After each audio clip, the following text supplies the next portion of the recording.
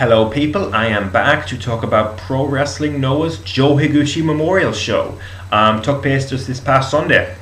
What I'll say about this show right away is I thought everything delivered more or less to my expectations. You know, that might not be the case for everyone because I'm sure that some people saw 4 main event quality matches on this show. I only saw 2 myself, and I will explain why as we go along. But the 2 matches that I thought were going to deliver big things absolutely did, and everything else I was pretty much how I thought it was going to be. What does that mean? Well, it means that there was virtually none, or at most very little, disappointment factor on the entire show, which makes it very easy to sit through. And I often, I talk about sometimes how Noah isn't always the easiest show to sit through from beginning to end, but for this show I don't think there's anything really stopping you from watching the show from start to finish uninterrupted, which I did, and I definitely appreciate that. Definitely really enjoyed the show. So let's get into it. We started off with Akira Taue and Kentaro Shiga versus Shuhei, Taniguchi and Taiji Ishimori. This was a standard Noah opener. What can I say? I'm starting to run out of things to say about these matches because they don't really change all that much. The only guy I'm somewhat interested in the match is Taniguchi, and he's someone that Noah kind of loses interest in. They kind of invigorates their interest in him. He was in a match with Sugiura earlier in the year. Really good match. Some people thought it was a great match. He's definitely got it in him, and I definitely wouldn't mind seeing him a bit higher up the card in the future. But Noah kind of goes back and forth on whether he's got it in him. So we'll see what happens in the future. But a standard Noah opener, 2 stars, nothing much to say about it. We move on to Atsushi Aoki versus Delirious. And strangely enough, I'm giving this a little bit of credit because they actually had 2 near falls where I legitimately thought that Delirious was going to win. And the reason that's strange is because having Aoki lose to Delirious here would have been very bizarre and not a very good decision. So why am I crediting the near falls? Because they got me interested in the match, which was more than the first portion of the match was doing, where Delirious was on offense and it was pretty dull, to be honest. He came out with some okay comedy spots, but other than that, this was very forgettable. But the pinfalls were good because they made me react to the match, because I thought Aoki was going to lose.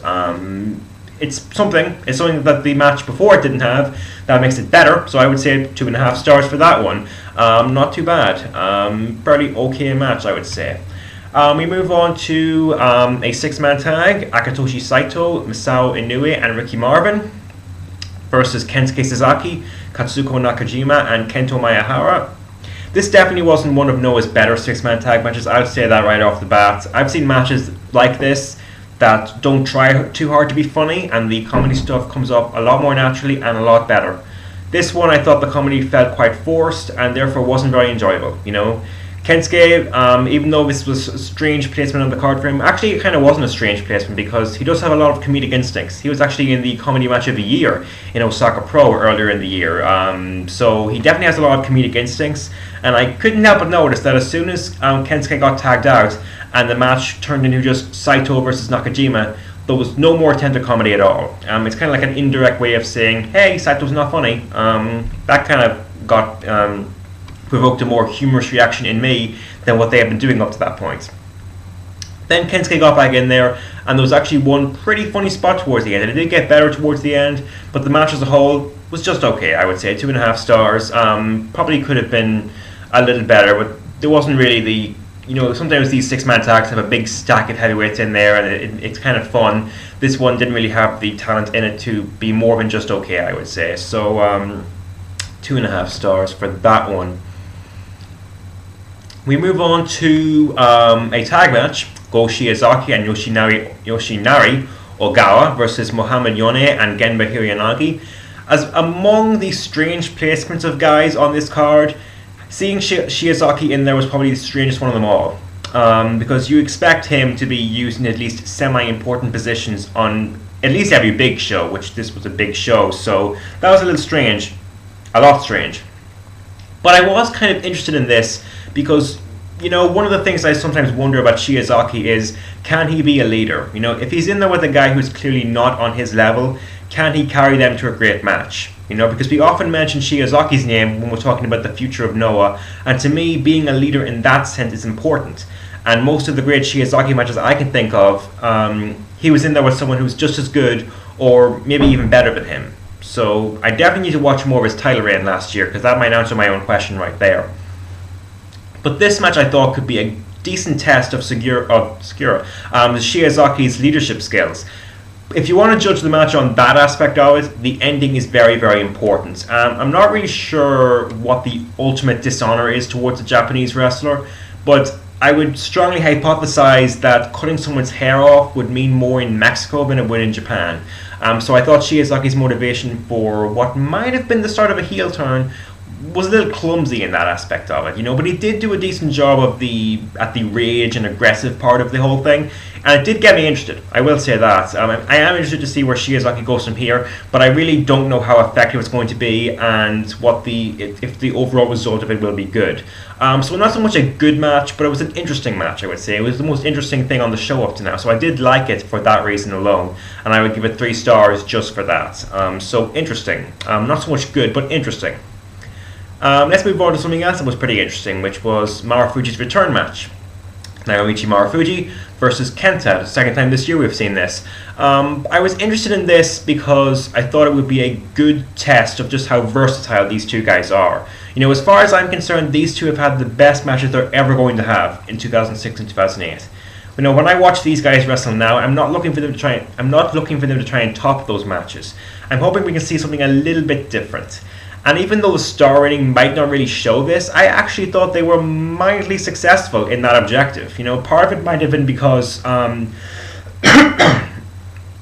because Marufuji is still kind of rusty and the match had to go slower, but that wasn't a bad thing at all, you know, because we got to see that evil, expressionless robot-like Kenta delivering brutal moves with no conscience whatsoever, and Kenta pulls that off so well. I've talked about that kind of Kenta before, and I really like that side of him.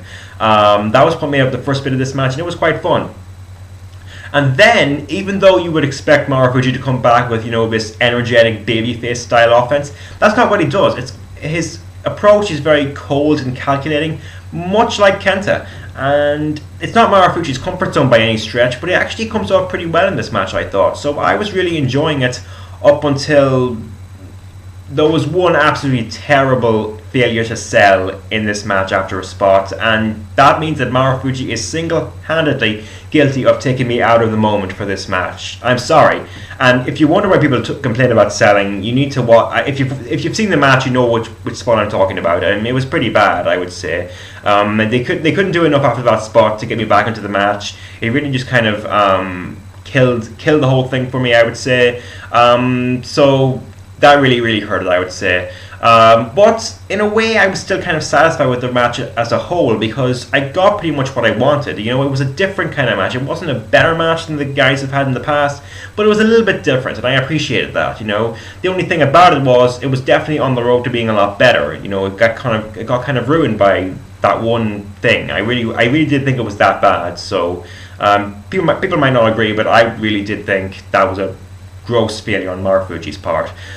So maybe a little disappointing in that aspect of it, but I still wasn't expecting it to be much better than this. So I wasn't too didn't have too much issue with this. I would still say I was satisfied.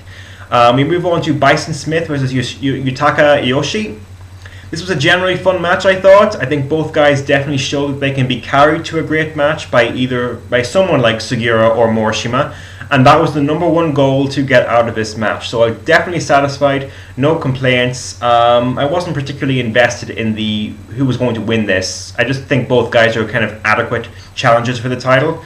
So overall, I would say a fun match. It achieved what I wanted it to achieve, so you can't really ask for too much more, I would say. 3 stars for that one, not too bad. We move on to the title matches on this show, starting with the Junior Heavyweight Championship match. Yoshinobu Kanemaru defending against Kentaro Suzuki. Leading up to this one, I will admit I was not looking forward to it that much, because I'm not a fan of Suzuki since he returned. The matches he has had, the most notable ones he's had since returning, I think his involvement has actively hurt those matches. You know, go back to where I talk about his match with Kenta in August. The opinion of Suzuki I expressed in that video pretty much hasn't changed since then. You know, and even though Kanemaru has been in great matches, he's often not the one carrying them. So I didn't think this was a very good combination. You know, the strange thing was, though, even though I didn't think I'd like it that much, I still expected to see an obvious effort to have a great match. I don't think we even got that. I don't think they even tried to go all out in this. It never really felt like it hit a climax. They never really got out of first gear. The finishing stretch was fun, though, and I'll give Suzuki credit for that because it was mostly his effort that made that fun. And the crowd did seem to like it when Suzuki won, so I'm not overly upset about the result. On the whole, I have to say, I was kind of content with this because it was pretty much what I expected it to be. Well, not really so much what I expected it to be, but it was as good as I thought it would be. So I wasn't disappointed by it because I wasn't expecting that much. And on the whole, I would still say 3.25 stars. It had some good moments to it, but on the whole, you know, kind of an average for a juniors title match. So there you go on that. Not really notable, I would say.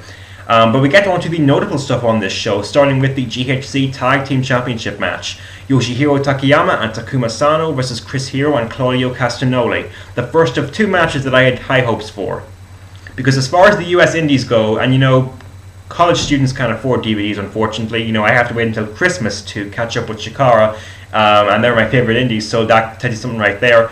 But my fandom for Hero and Castagnoli has not died. They are among my favorite indie wrestlers, and I was definitely keen to see them in here with Takayama and Sano, because Hero and Castagnoli work a light heavyweight style most of the time because they're in the US Indies, obviously. But they have the size and the moveset to work against guys like Takayama and Sano. So I had high hopes, and they were not disappointed. This was a very fun match. You know, Takayama didn't do much, but his facial expressions are always something special. You know, Hero, because of that, can land the elbows as often as he likes, and you know, overuse of that move has got him criticism in ROH, and might still do, I'm not really sure. It works though when you're in there with someone like Takayama, who can sell everything like a dream and has a great presence about him. You know, Hero and Claudio as a unit were allowed to be the leaders of this match, and they really embraced that role, I think. You know, a lot of fun sequences, some memorable moments, and it just delivered pretty much on the level that I thought it would. So, you know, I would say 4 stars, great match. I was very happy with this, a lot of fun. Nothing really much more to say. Definitely worth checking out, I would say. But not so much, not even come close to what the main event was like. The GHC Heavyweight Championship match, Sugiura versus Morishima. As soon as this match was announced, I got excited, because you can look at a match like Sugiura versus Akiyama or Sugiura versus Shiozaki, and you can think to yourself, that could be great, but it could also be kind of just okay or good. You know, it just kind of depends. It just so happens that all those matches turn out to be great, but that's because Sugiura absolutely refuses to have a bad match this year. But then you look at a match like Sugiura versus Takayama or Sugiura versus Morishima, and you think to yourself, yes, that's chemistry. I want to see that. That's what I was thinking to myself anyway. You know, we saw Sugiura versus Takayama. That was a great match.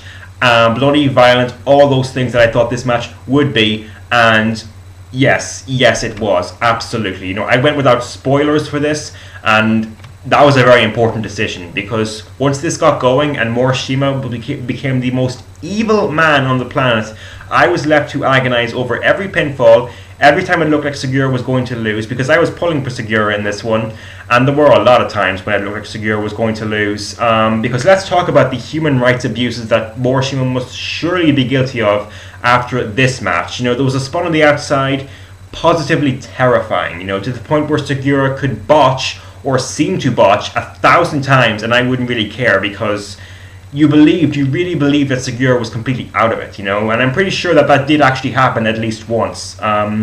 So people may complain about that the match was clunky at times or untidy, but to me that was actually a good thing, because it really sold the fact that Sugiura had been hit hard. You know, and the clincher for me, the thing that made this the best Sugiura title defense to date, was the ending. The only thing that could possibly hurt this match at this point, as Sugiura was getting more and more evil, was how could they possibly realistically have Sugiura win at this point? It just wasn't going to happen, right?